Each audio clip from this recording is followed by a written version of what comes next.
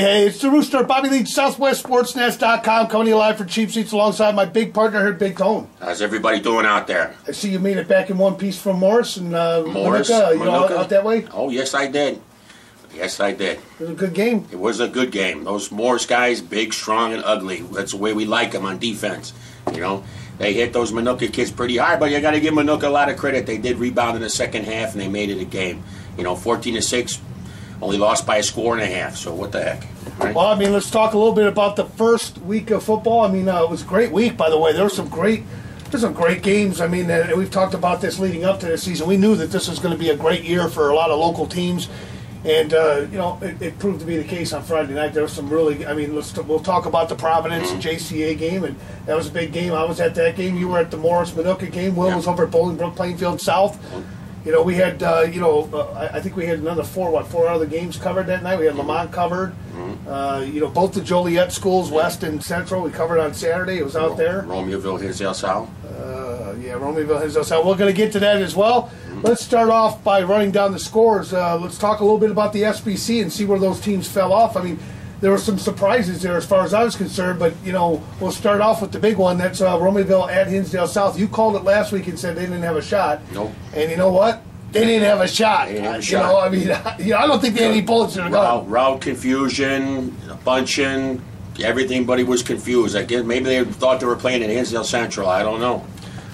You know, I'll tell you, Big Tone. I mean, I looked at the tape. I watched the tape, and it was disturbing to me that it seemed like there was a lot of confusion as to where kids were going, where they were supposed to be. You know, unfortunately, you know, Jake Banbuell, their senior quarterback, he got knocked out in the first quarter, and literally knocked out. They took his helmet and pads away. They, you know, with a reported concussion, which, you know, that could change who's going to start on this Friday night against Bolingbrook, and we'll get to that game in a second. But, you know, boy, Romeoville just got, I mean, they just got beat badly. I mean, 39-0 is about as bad a loss as I've seen Coach Kuna have. 5 first downs the whole game. They had 3 in the last 2 minutes. Yeah, you know, that's when they, you know, that's when they had their backup. That's garbage time. Right. So, I mean, it was not a pretty sight for Romeoville, and that could spell disaster for their season this year.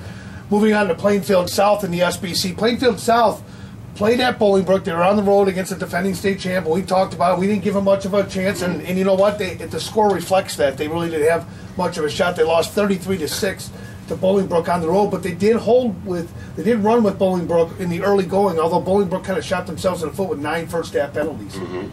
So defensively, too, they had a couple holes where the one running back ran, 45-yard touchdown, something like that, I'm not sure. Yep. Well, I mean, and then, you know, Air Bailey had another great game. You know, I mean, he scored 3 times on the ground, once in the air, you know, and just another great game, just another whole hummer for him. Nothing really spectacular, but his spectacularness. Spectacular to the people in the stands, let me tell you. Right.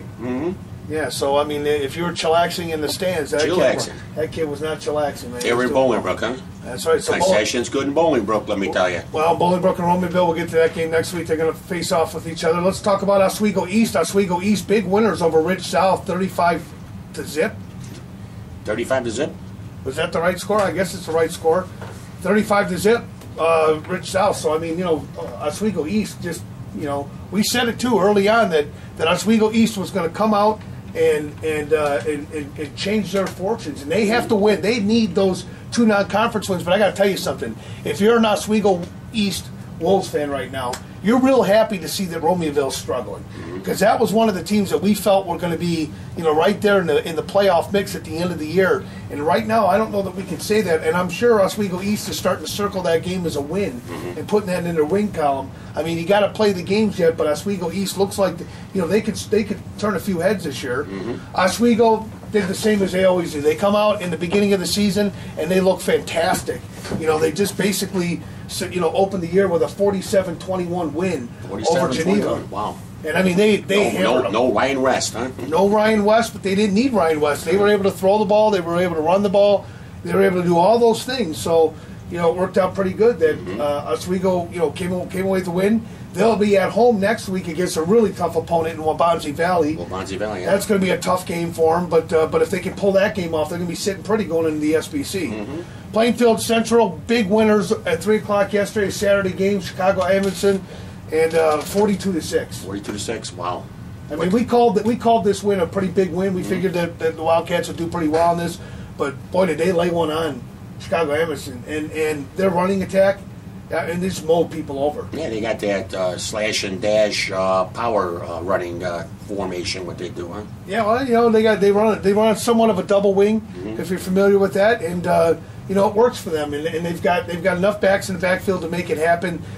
Next Friday night, they're at home against St. Charles North, so that ought to be a good game. Their team used to be good way back in the day, huh? You know what? I'm going to say Plainfield North's going to, or I'm sorry, Plainfield Central's probably going to beat up on North a little bit. I think they're going to have their way with St. Charles North. I guess we have to wait and see how it plays out. But then let's moving on. We'll go over to Plainfield East and Matea Valley. This is a game that I thought I knew it would be a close game. We said it was going to be a close game.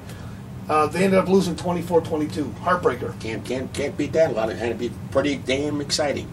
Well, I mean, again, the Plainfield East, that's the one team that they're very competitive with. They've done this the last 3 years in a row with Matea Valley. It's come down to a less than a touchdown or less than one score between these two. So they're two similar programs. It started around the same time. Both schools did. So, but again, Plainfield East comes up short. That kind of stings a little bit because, again, their non-conference schedule, you want those points and you want those wins heading into the SBC because of the parity. A big surprise to me, though, was Plainfield North on Friday night losing to Bourbonnais. We really didn't know how good Bourbonnais was, Yeah, I mean, that was a really tough game for them to take one on the chin. They lost 27-22 on the road, and I just felt like Bourbonnais, like I said last week, Bourbonnais is one of those teams where they're good about once every 3 or 4 years.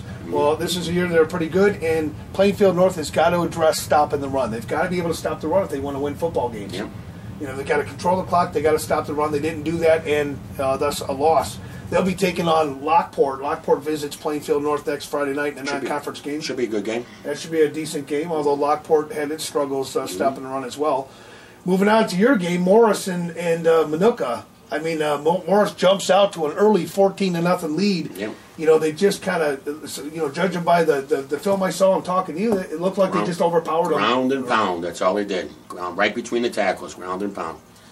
And their defensively, they were tough, too. They didn't give Minooka much anything. Their quarterback, though, I got to give their quarterback a lot of credit. Yeah, he seemed like a tough kid, dude. He took a beating.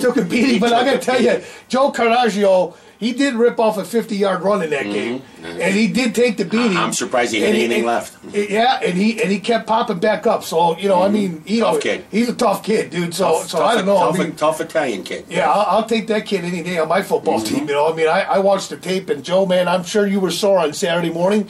And it ain't going to get any better for you against Providence. Let me tell you, Providence is... He's ready. He's ready. They're going to lay the smack down. I think this weekend's going to be a great game between those two. And then we got to round off, and take a look at where they're playing. Minooka, with that loss, will go off to Providence next week, and they play at Providence. And Providence, huge win for Providence. JCA? Oh, yeah, let's just talk about that game as long as we're on it. Joliet Catholic comes into the game, and we knew, I said last week this was going to be a close game. I felt like this was going to be a 7 to 10 point game, and called it that way. I thought JCA would come out on top with their offense, and that had, I think that, in the first quarter, facing the second and, about 8, Ty Isaac takes a normal handoff. This is after he's already gained 61 yards and a touchdown on 6 carries. On his 7th carry, which proved to be an unlucky number, he picks up 7 yards. Dropped right on his shoulder, right on his head. Yeah, he was dropped right on his shoulder into the turf, and no one's saying exactly what's wrong with him. They're being very closely guarded over the secret of what's wrong with him. They did take his pad from him, and halftime they sent him to the hospital for x-rays. Presumably they're going to do an MRI this week. That's what Coach Sharp had said, after the game. But I also spoke with some players, and I'll leave those players unnamed so that they don't get in trouble. But I talked to some players who thought maybe Isaac may be out for the whole year, and that's what they're hearing. And if that's the case, that is traumatic. Huge. That's traumatic for JCA. I mean, the fact of the matter is, JCA minus Ty Isaac's a different team. Are they necessarily a worse team? I don't think so. I think JCA still got all the pieces there, but they really got thrown out of their rhythm. And let's face it, The last 2 times their defense was on the field, okay? In the state championship, they gave up a big, long pass play to Paul. Next time they take the field officially, they give up a 77 or 75-yard run, something like that, to Brandon Price. First play of the game from scrimmage. Chasing it. Boom, gone, touchdown. And that, I'm telling you, I think that was like a culture shock because I think everybody felt this is going to be a war anyhow. And when they were able to score that easily, and it just seemed like Providence was able to move the ball, and Providence's defense, although susceptible, I mean, let's face it, they gave up some points too, but it was against one of the better offenses in the state. But they stopped them when they needed to. They stopped them when they needed to, and ultimately Joliet couldn't stop them. I mean, honestly, I don't know what's going on with Joliet's defense, but their secondary didn't look very good. They got burned, several times. And, Terrible. And just some poor tackling on the outside. Plus they chase. Yeah, Chase a lot, man. I'll tell you. Yeah, so I don't know. I mean, I think Joliet Catholic's got some major issues to contend with, especially this week. But luckily for them, they've got Chicago Robeson at home. That should be a get better game. Yeah, that's a hey, I'm going to get healthy game. So if Ty's out there and he needs an extra week off or he missed, they're not going to get hurt too bad. Tyler Reed stepped in, had a great game, but I heard his back was sore. He was feeling it the next day. Mike Ivlo. Coach John Ivol's son from Bolingbrook, he looked fantastic too, but he was coming off of he was in the hospital earlier in the week with a infection, so he wasn't at full strength, playing a little bit in pain. According to Coach Sharp, he was playing in pain, and he still scored and got about 30, 35 yards, something like that in the game, and so I still think they're going to be okay. And Craig Slowick, big thumbs up to you, dude. Big thumbs up to Craig Slowick. That kid's a gamer. Listen. He threw the ball where it needed to go. He is pretty accurate. He was only 13 of 23 passing on the night. But I'm going to tell you, at least 5 of those incompletions, maybe more, were as a result of just poor routes being run. They didn't run the entire route. They didn't get there. I mean, I thought they were good passes. They just didn't come down with the ball. And a couple of those times he was pressured and had to roll out of the pocket. But I'll tell you what, Slowick's a damn good quarterback. He's gonna help JCA hide the fact that they don't have Ty Isaac. And if Ty can get back before the playoffs, because that's all that really counts. If you can get back before the playoffs healthy and running good, they're still going to make a run. It's a long season. Still a lot of season to go here. And let's talk about the Southwest Suburban Blue Conference. Southwest Suburban Blue. I mean, we talked a little bit about Bolingbrook. Bolingbrook taking on Plainfield South at home to open their season, and they started off pretty slow. A lot of mistakes early, but again, Bailey came through in a clutch. Superman. And Juwan Howard, holy cow. That's all I can say. I remember coaching him when he was a younger kid, and he was always speedy. He was really speedy in that game. He looked like Superman flying across that end zone line.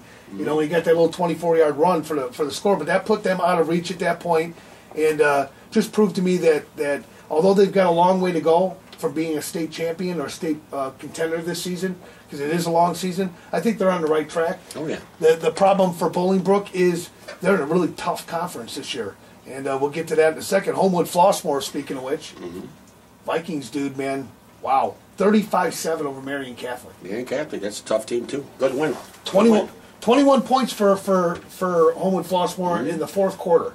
As the game went on, they got better. And we saw them last year. They were kind of your boys. You were kind of covering them for a while, and you got an affinity for them. But the one thing you can say about Homewood Flossmoor is everything that we said about them this summer is true. They are for real, and they're going to be a tough team to beat. So if you're circling Homewood Flossmoor as one of those bubble teams, forget it. Forget about it. Forget about it. These guys are good. Lincoln Way East. Your boys, man. I mean, and our boys, but definitely your boys. You're the fan, right? What can I say about Lincoln Way East? They started slow, but they turned it on, and they won by big. 31-6. Big win over Carmel. Carmel's a tough team. Carmel's a big, tough team, but they go on the road this week to Montini. That's going to be a great game. That's going to be a test. Well, I moved Lincoln Way East up to number 2 because I was really impressed with the way that they handled Marion Catholic. I was really impressed with the new look that they had, new quarterback, and they just reloaded. That's clear. After that game, they reloaded. You know, Homewood Phosphor, by the way, is at home too. That in the blue against Stevenson. That's another tough test too. That's going to be a tough test. Tough test. So both these teams at the top, you know, all three of those schools, Bolingbrook, Homewood Phosphor, and Lincoln Way East, they're all going to be vying for the blue. There's no clear contender here, and you know, I know Bolingbrook likes to think, hey, you know, we're the defending state champs. It don't mean nothing. It don't mean nothing. It don't mean nothing. Don't mean It don't mean anything. You know, that was last year. This is this year. Two different teams, and I'm sure Coach Ivelo would agree. And moving on, let's talk about Joliet Central, who took on Rich Central on Saturday, and we reported. Carlos Curry was in Iowa. Little did we know, huh? Now, he was in Iowa. He did say he went to Iowa, but he didn't like it there. Probably for a visit. Saw the corn and said, "I'm coming back." I'm coming back to Joliet. He said he couldn't stay away. He wanted to come back to Joliet Central, and he did that. And Carlos Curry, just check out this play for a second, and then we'll talk about it. Here's Carlos Curry in his athleticism.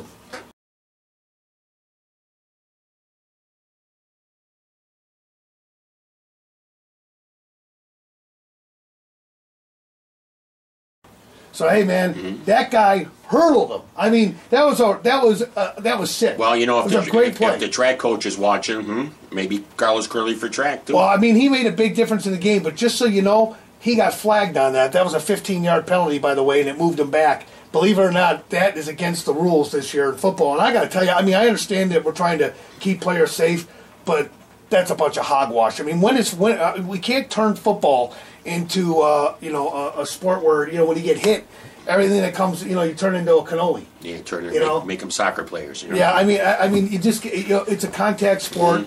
I think it was a tremendously athletic play. It showed off his athleticism. I know that it's risky, but you know what? It's risky even putting on a helmet and playing on every down, no matter what you do. And but in any event, I don't agree with the rule. To be honest with you, I completely disagree with the rule. I think it's it's an overzealous board. Whoever decided to change the rules, I just think is, you know, too worried about lawsuits and safety. I understand. I'm all about safety, and we all are. But when you take away part of the game, that's part of the game. You know, I mean, what are we going to? You know, if you really want to get safe, everyone, let's give them all flags and not let them hit each other. Okay, and then we'll call it flag football, but we won't call it tackle football anymore. I mean, because really, there's going to be contact. That editorial was brought to you by Mongo McMichaels. Mongo McMichaels on Weber. On Route 53. Yeah. So no, you know, but in any event, hey, look. I'm very, very, very impressed with Joliet Central and the Steelmen. They looked fantastic. I mean, I was at the Joliet West game for the first half. Second half, I drove over because Joliet West, by the way, was winning 41-0 at that point. So I left for Joliet West. I went over to Central. I caught their game. When I got there, it was 18-6, and you know, it didn't look like they were hanging their heads at all. They did give up a long pass play right before the half that kind of gave them. It was a 12-6 game, and it got a little out of hand. Then they came back, put a drive together, marched the ball down, scored, got the 2-point conversion. Now it's 18-14. You think, hey, all is well. There's going to be a game here. And on the ensuing kickoff, they give up an 84-yard touchdown run, and that was all she wrote, you know. Young team may make mistakes. They do that. Well, I mean, and they're not so much a young team. I just think that they are snake bitten at times, but they played a phenomenal game.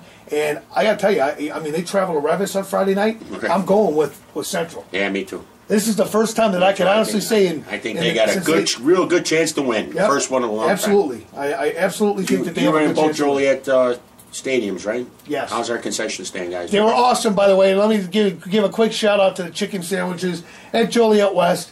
They were awesome. I went there and did they take care of you? Yeah, they took care of me. They gave me some good stuff. All right, good. All right, because I don't want to have to go over there if they didn't take care of you. Yeah, and you know, on Joliet Central, it was okay. It was good. Good. You know? Good. Joliet West had a beat this time, but you know, I got to Joliet Central a little bit late, so yeah, it might have been a little okay. Yeah, so you know, but Joliet West, primo on the chicken sandwiches, they were awesome. All right, and then speaking about Joliet West, anyhow, Central loses 24-14. But that score was a heck of a lot closer than it looked, and they're for real this year. They could win their first game ever, and I'm betting that they will do that this Friday night at Revis. And talk about Joliet West. Do I need to say anything else? 48-0. I mean, you know, I know that we're talking about a team that they should have beat big, in Thornridge. Thornridge is not a good football team. They're not. Well, you talk about the team you should beat big. You should beat them big. Well, you're right. You got to beat. You got to beat them big. Yeah, you play a bad team. You beat them like they're a bad team, and that they didn't play down to their level. They absolutely, in every facet of the game, the whole way down the field, smacked them. Mistakes at down a the field. mistakes at a minimum. Right, mistakes at a minimum, and they just laid it on. I mean, it could have been worse. I mean, honestly, it could have been worse. I mean, Joliet West is about one of the most athletic teams that I've seen. I haven't seen Joliet or I haven't seen Lincoln Way East play yet. You'll see them this week. So and I haven't physically seen Homewood Flossmoor play yet. I have seen them over the summer, but pads and summer ball are two different things. But let me tell you something. I'm really impressed with Joliet West. I think that they got a shot here to definitely make the playoffs. I think they're a definite playoff team. Well, they got to come across Homewood Flossmoor, Lincoln Way East, or Bolingbrook. They can put on a good show.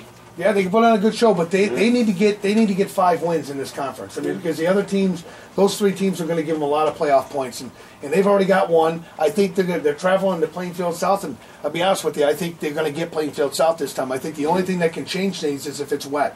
It's raining today. If it's raining all week, and that's a sloppy grass field, that could slow down. Yeah, it's a grass field off of a turf field. That could slow down their speed a little bit. Greatest show with Joliet, huh? I'm telling you what, though, man, they are definitely for real. So if you want to catch the Tigers right now, Joliet West has got a football team over there, folks, and you ought to go over there and check them out because. I think bravo to Coach Aubrey. I mean, yeah, of course. He's had his lean years. He's old. He's deserved a good year. He deserves a good year, Absolutely. a good playoff run, and all that. Maybe even a state championship. He deserves it. Yeah, state championship. I'm not going to go that far to say that. I'm not going to tell you they can't because look, dude, there's nobody on that team I can beat. The Freeze brothers, they going? Freeze brothers, one of them. I saw one of them out there. Oh yeah, yeah. All right, then they're going to be okay. They're going to be okay. One of the Freeze brothers on defense are going to be okay. They're going to be okay. So, like I said, I mean, I don't know. I look at Cameron Hargrove. He had a big game for them. He's a great back. He's kind of a do-all, They put him at Wildcat for a little bit in that game. I mean, Is he a power, slash and dasher, or what? He's both. Really? He's everything wrapped up into one. Okay. So, I don't know. I mean, again, Joliet West looked fantastic in a 48-0 thumping of Thornridge, and they head off to Plainfield South, who's coming off their loss. So I think Plainfield South is going to come into the game focused because they're already down 1, and they can't afford to go down 2. But I don't know that they can stop all the weapons that Joliet West brings to the table. Now, I don't think Joliet West defense is as disciplined as they're going to need to be. And I think that Plainfield South is going to be able to move the ball against Joliet West. But I don't think that if they get into a shootout, they're going to be able to keep up with the Tigers. So I think Tigers win in that matchup. Then we got to go over to Lockport. Lockport, again, love the coach, love the team, love the program, but don't love the results. They couldn't stop the run. I mean, they simply were just mowed over. There was nothing fancy. I'm sure Coach he'll make some adjustments for this week. Yeah, I mean, Downers North didn't do anything fancy. They just lined up. Played smash mouth football, and they smashed their mouths in. I mean, it was just that simple. 27-7 loss. That's the first time since 2002 that Lockport has opened the season with a loss. Yeah. So that could rattle their cages a little bit. And now you got Lockport coming off with a loss. They're traveling to Plainfield North, who's coming off with a shocking loss. I don't know. I think that Lockport's in trouble. I think Plainfield North is going to come back in fired up. They know that they could have beaten Lockport last year. They didn't do it, but they could have. And I don't think they're going to let it get away. I think they circled that game early on and said we're not going to let this one get away. And I think Plainfield North is going to beat them. Good chance. Let's talk a little bit about Sandburg. I mean, Sandburg. Our boy Sandburg. I mean, Sandburg. We haven't been giving any love. We haven't given no love to Sandburg, but. Maybe we should because, Lamont Booker. We really didn't mean to forget about you. Lamont Booker, 287 yards rushing, 4 touchdowns, 30-23 win over Andrew. But, let me tell you something. Maybe we should be paying attention to this thing because Booker had his way against Andrew. He sounds like an NFL running back, doesn't he? Lamont Booker. Lamont Booker, I'll tell you what. He could cause some havoc because, again, you got to be able to stop the run. And And if teams don't stop the run, they don't stop a run game in this conference, you can get run over. I mean, Lincoln Way East has got some throwers. Bolingbrook obviously can put it in the air. I think Homewood Flossmoor can toss the rock a little bit, and I know Joliet West can toss it a little bit. So you got some teams that can throw it. There isn't a whole lot of teams that are purely a running team, and I think that Sandburg is that team that they're going to be able to hide behind or run behind that Booker kid, and it could be a good season for Sandburg, and then again it could be a flop, because. Again, if you're running the ball, even though you can move the ball on the run, and you're playing a team like Joliet West who is scoring about once every 2 or 3 minutes because they can just zing, zing, zing, zing down the field because they're athletes, running football team isn't going to keep up with a pass team like that. True. Eventually. So True. It's going to come down to defense. But again, I think that this is going to be one of those weeks where the SBC will be defined a little bit better. I think the Southwest Suburban Blue Conference, I don't think is going to have any definition at all. I think you're going to have 4 teams, possibly 5, that remain undefeated on the top of that ladder. I mean, even Lincoln Way Central won. I mean, come on, we got to give it up in overtime to Lincoln Way North. Dramatic fashion, huh? Right, they won in dramatic fashion at Lincoln Way North. I mean, so I don't know. I mean, it looks like. If on paper, as far as I'm concerned, the Southwest Suburban Blue is the toughest conference in the state. Yeah, last year too. I know they always talk about the DVC and the Catholic Blue, and yes, those are all really tough conferences. But, and this is a big but, Homewood Flossmoor made it how far in the playoffs last year? Bolingbrook is a state champion. Lincoln Way East was undefeated until they lost to an eventual state finalist in Wheaton Warrenville South. Joliet West is bad. Lockport made the playoffs last year. Did Sandburg make them last year? Sandburg didn't make them. They were out. No. But, again, this is a tough program. A tough conference. And, I just don't know who's going to end up on top. I honestly, if Lincoln Way East, beats Montini, it's hard not to put them at the number 1 spot, next week. It's hard not to say. It's anybody who makes the least mistakes. Right. You got to be played flawless football when you play each other. I mean, I like Bolingbrook, and I like what they got right now, but what I don't like is their schedule. The schedule is very, very soft for the first 4 games of the season. I think it's pretty soft. And so when you're looking at that top 10, it's hard to say, hey, it's Bolingbrook. I mean, Bolingbrook got that respect right out of the gate as a preseason number 1 in a state, defending state champion. Almost, you got to give it to them, So somebody beats them. But I don't know. If Lincoln Way East beats Montini, we'll have to talk about, our votes to find out, it'd be hard to tell Lincoln Way East you're not the number 1 team when you beat 2 top contenders back to back.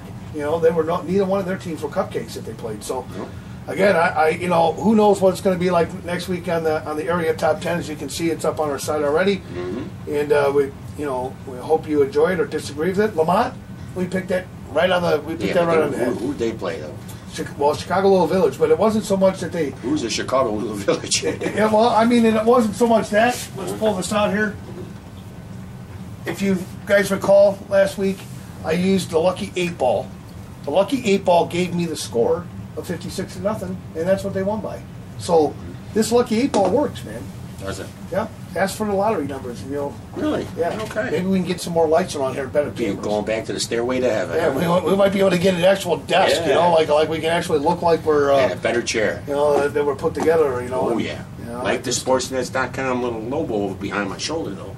So this could be a big week for football. I mean, Lamont again, they're another team that I just don't like their non-conference schedule. Year in and year out, they don't play anybody. Really, if Lamont wants to get to a state championship, they can go undefeated because they're playing a lot of people along the way that really aren't going anywhere. I don't see even their conference that they're in isn't all that difficult.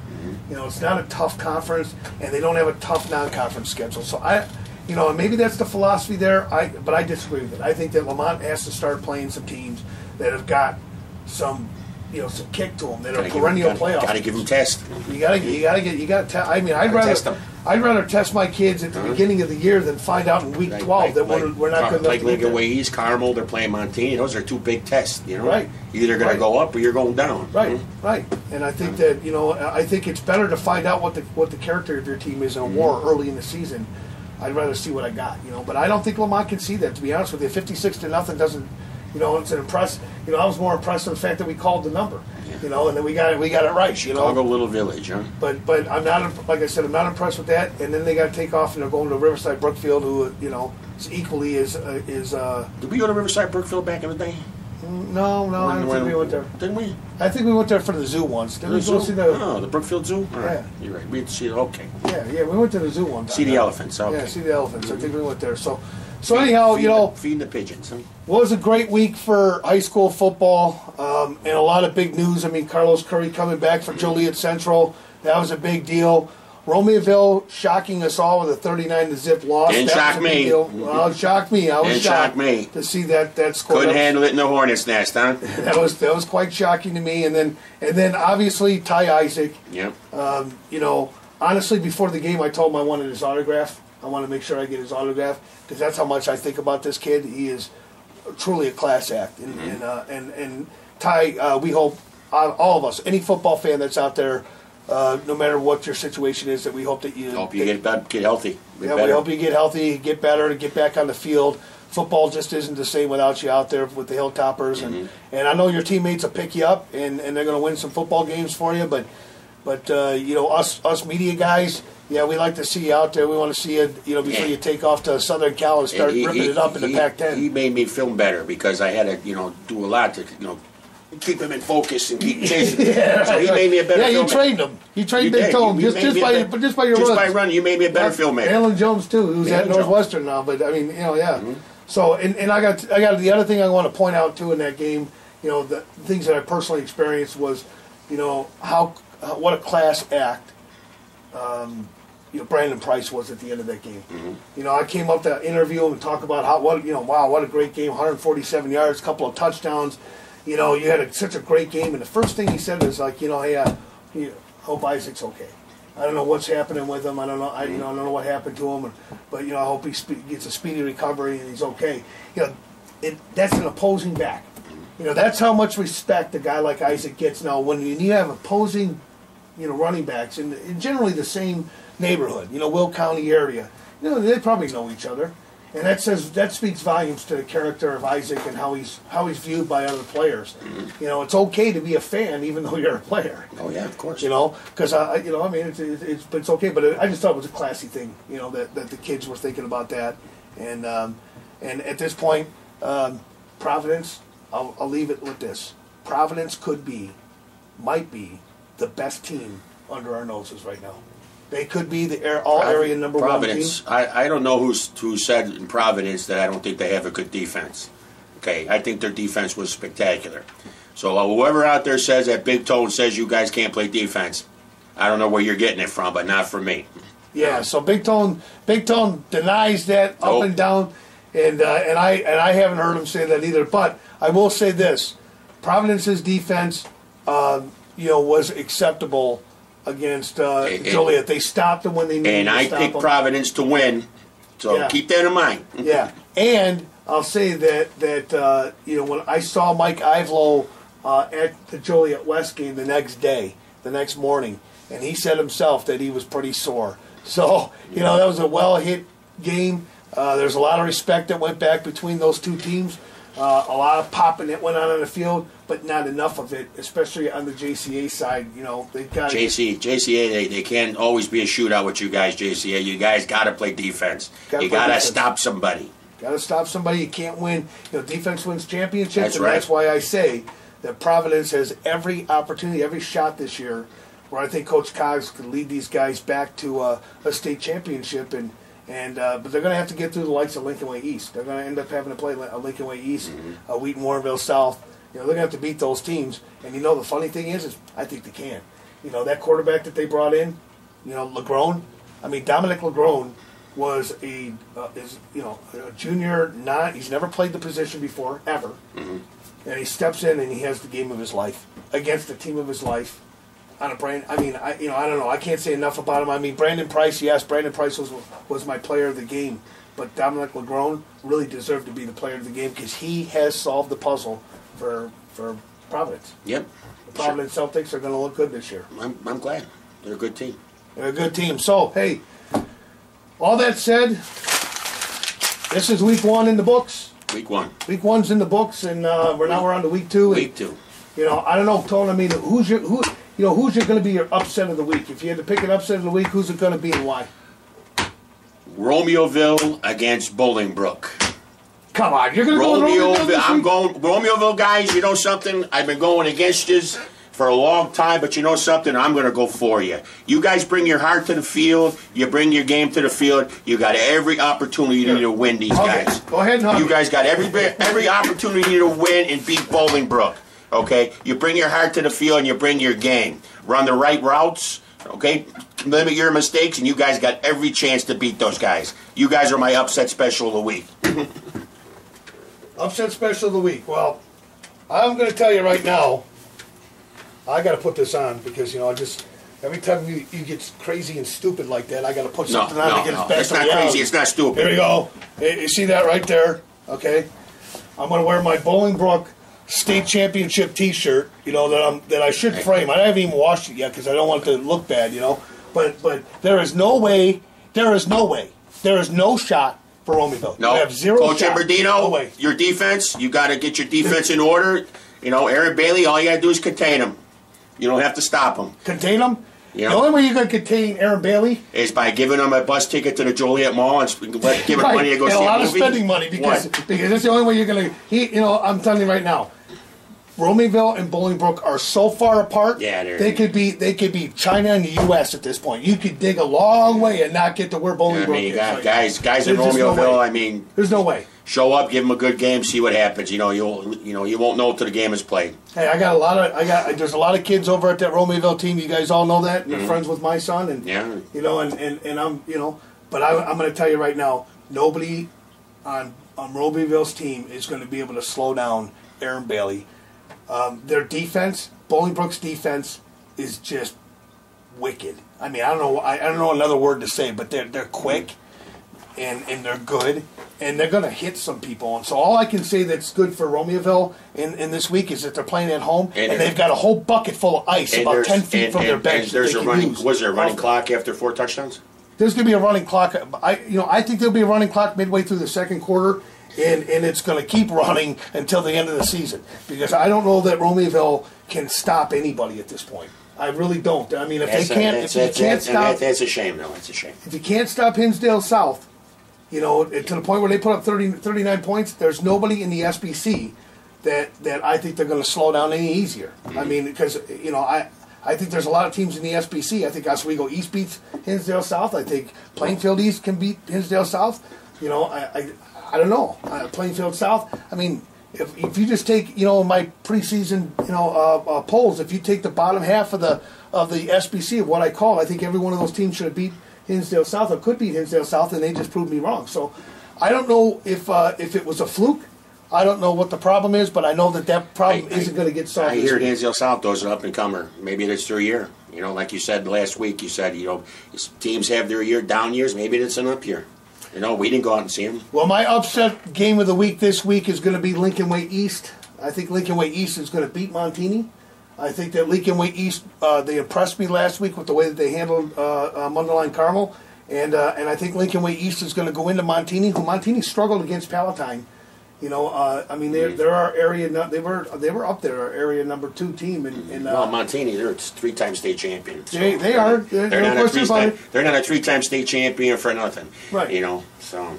Well, and very true. I'm not going against boys. I'm not going against you. I'm going to be on your sideline, filming, walking around. I'm not going against you boys.